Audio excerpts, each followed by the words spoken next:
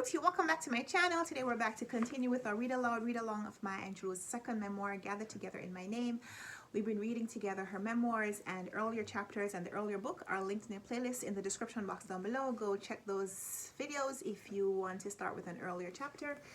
We are up to chapter 27, which in this edition of the book begins on page 168. If you have a copy of the book, read along with me. Otherwise, I'm going to read and you can just listen to me.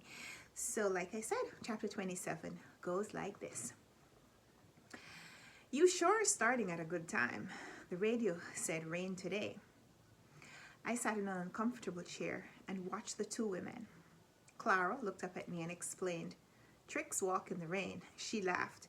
"I'm sure I don't know why. If I was them, I'd rather stay in my own bed." She laughed again, by myself. Chuckle. Bee's voice interrupted Clara's amusement. God, I don't say nothing like that. You'll put the bad mouth on the day. I want to be in bed with 10 tricks by noon. It's already 9 o'clock and I haven't even broke luck yet. Carefully applied makeup did not disguise the woman's hard features. When I met her the night before, I had decided she wasn't nearly as nice as Clara, and although I would work with her, we'd never become friends. New girl gets to break luck, Clara laid on a little authority. You know how it goes. The language was new, but its meaning was clear. And I wanted above all things not to appear stupid and not to display my immobilizing nervousness. I tried to concentrate on what the women were doing. Their fingers darted, making knots in long strings of heavy white twine. Bee looked up at me. Disdain a mist across her face. "You a cherry, ain't you?" "Yes." Lying would get me nothing. Well, that's a 30-second business. When you turn the first trick, you'll be a hoe, a stone hoe. I mean, for life. She grinned sourer than a rotten lemon, but her makeup and jewelry and air of abandoned sex gave her a glint of glamour. Clara wedged in a peacemaker's tone. "Well, that won't be so bad, will it? I mean, you're a whore." "Hell yes, I'm a damn good one. I'm a mud kicker. In the streets, I make more money by accident than most bees make on purpose."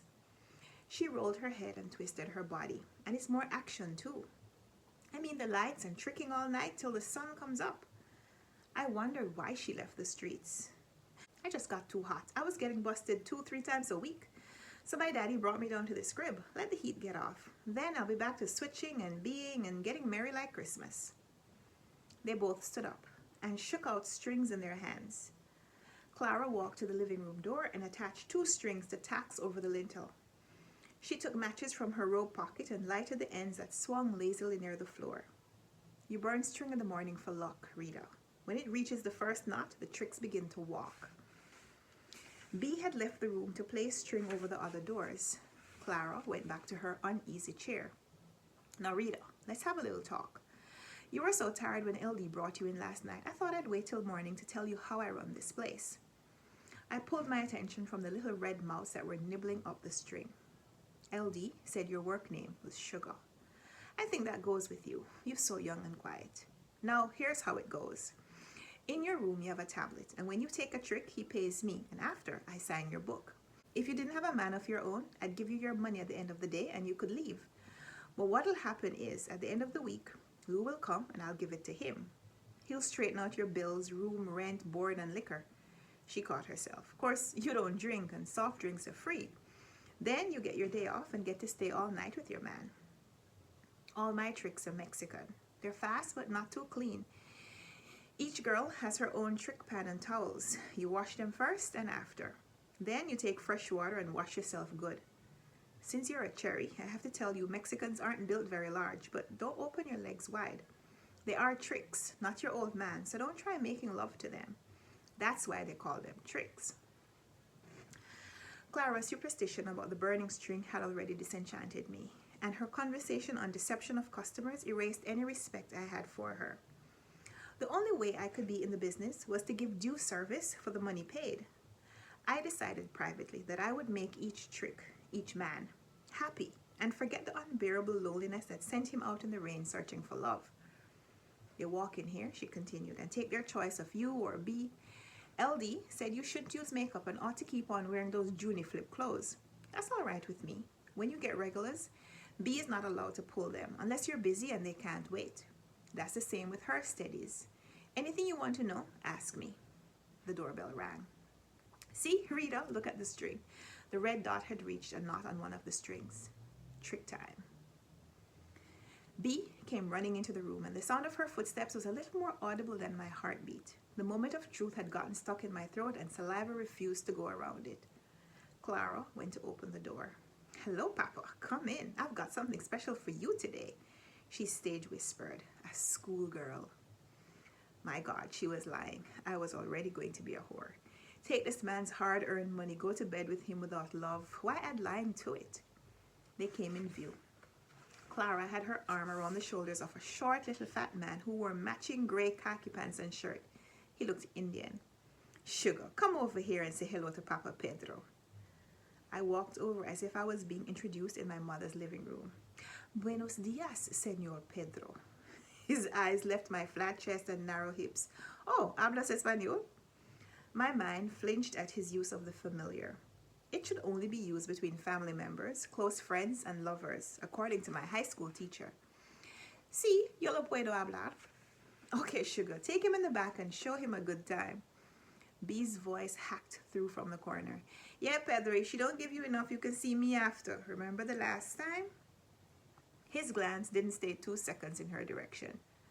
Clara took us both by the hand. Come on, you two, you're wasting time, and drew us to my bedroom door. Get in there and have fun. I found my voice. Viene conmigo, señor. He stood in the middle of the floor, looking like a bemused Akim Tamirov. I had to say something, but didn't know how to say take your clothes off in Spanish, so I asked how he was. He said, well. I pulled off all my clothes during a long pause, and he opened his pants. Dignity rode his face bareback. I watched him, and all I remember of my first great slide down into the slimy world of mortal sin is a scratching of the man's zipper on my upper thighs. At sundown, Bea washed her face and spent a few minutes in Clara's bedroom. She came out, clicking her purse shut. I'm nearly ashamed to show this little money to my daddy. I've spoiled that man. She looked at me, and without the cosmetic, she was 10 years younger. How you feel? I didn't know how I felt. I said, all right, thank you. Clara, you ought to get the news over to the camp. Tell them that you got a cherry. Maybe that'll stir up some tricks. She walked to the door, shaking her hips from side to side. You won't be a cherry long, little girl. Better get it while the getting's good. See you all in the morning. She slammed the door behind her. Clara followed and snapped a double lock, then drew a chain across the door. Sugar, you better take a long bath. Put some Epsom salts in the water. Take out the soreness. I said nothing because I thought nothing. Don't worry, you didn't do so good today, but then you're just starting. I'll give you a few tips. Don't take off all your clothes. It takes too long. And remember, the men come here to trick, not to get married. Talk to them dirty, but soft, and play with them. She to herself. You got it easy. I was turned out with white men. They want to talk all the time. They tell you how beautiful you are and how much they love you and wonder what you're doing being a whore all the time. They're jugging in you and paying for it. Then, when they get finished, they got the nerve to ask you how you liked it. And talk about your freaks. White men can really think of some nasty things to do. She started to her room and turned. One thing I can say about my daddy, her lips pressed and she lifted her nose and wiggled it. He doesn't want me to do anything freakish, no matter how much money is involved. I like that. She rubbed her hands down her sides, complimenting herself. Better get your bath. Dinner will be ready soon. I sat thinking about the spent day. The faces, bodies, and smells of the tricks made an unending paisley pattern in my mind. Except for the Tamirofish first customer, the others had no individual characteristics. The strong Lysol washing water stung my eyes, and a film of the vapor coated my adenoids. I had expected the loud screams of total orgasmic release and felt terribly inadequate when the men had finished with grunts and yanked up their pants without thanks. I decided that being black, I had a different rhythm from the Latinos, and all I had to do was let myself learn their tempos. Clara gave me salts and bath oil, and I continued examining the day in fingernailfuls. I was intelligent, and I was young. I could teach myself the craft and make loads of money. LD might be able to settle his debts before the month was up. The woman who came in daily at 5 o'clock to cook reminded me of my grandmother, and I had to avert my eyes when she placed dinner on the table. I reassured myself. I was helping my man. And after all, there was nothing wrong with sex. I had no need for shame. Society dictated that sex was only licensed by marriage documents. Well, I didn't agree with that.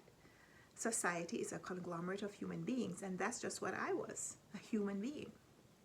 For the next week, I vied with B for the attentions of Pedros, Jose's, Pablos, and Ramons.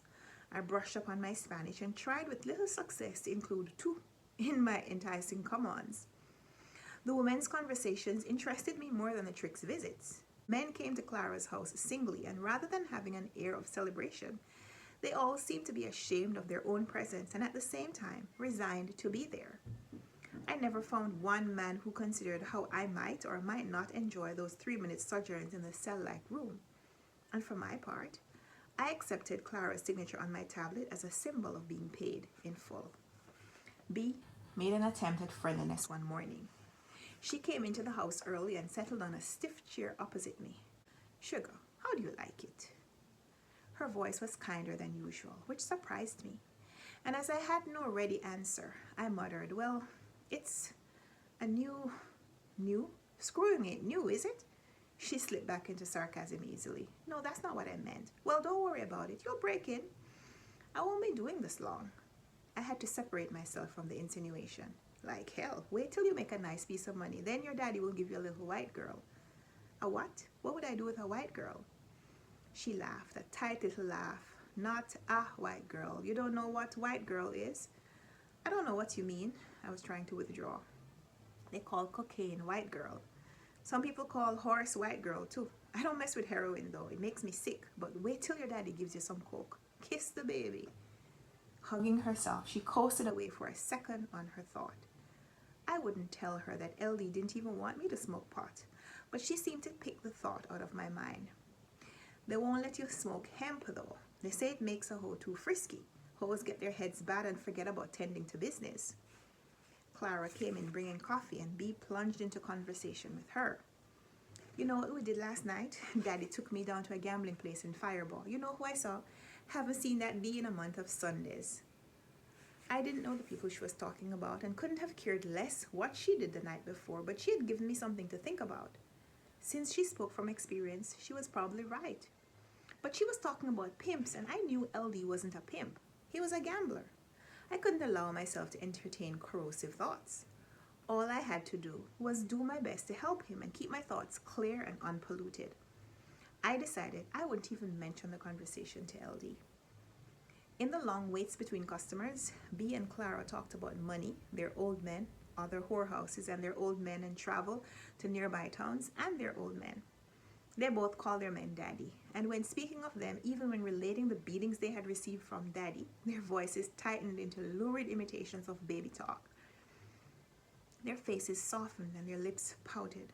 Clara could wrinkle her nose and wiggle it like a bunny.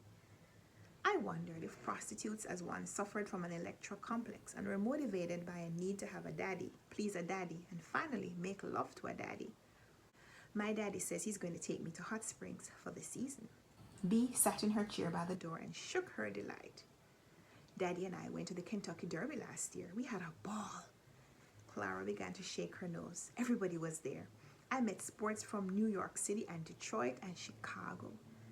My daddy says those Eastern pimps are colder than a whore's heart in Nome. I believe him too. Look at their faces. They're chilly. If they don't kill their whores, they make them wish they were dead. Well, my daddy didn't never hit me except when I needed it. Oh, he whipped my A then. Better believe it. But no scars. He ain't never left a scar on me. B grinned as if she had outwitted the men. They ain't crazy. They wouldn't hurt their little money makers. Their conversations were tightly choreographed measures, and since I didn't know the steps, I sat on the sidelines and watched. They would hardly be interested in my dance career, or my son, or the books I'd read, and I flatly, on principle, refused to call LD Daddy. I protested to myself. My father, Bailey Johnson Sr., was in San Diego, posturing and erring his pretentious bum off. Daddy Claudel was my one-time stepfather, but he and Mother had signed divorce papers.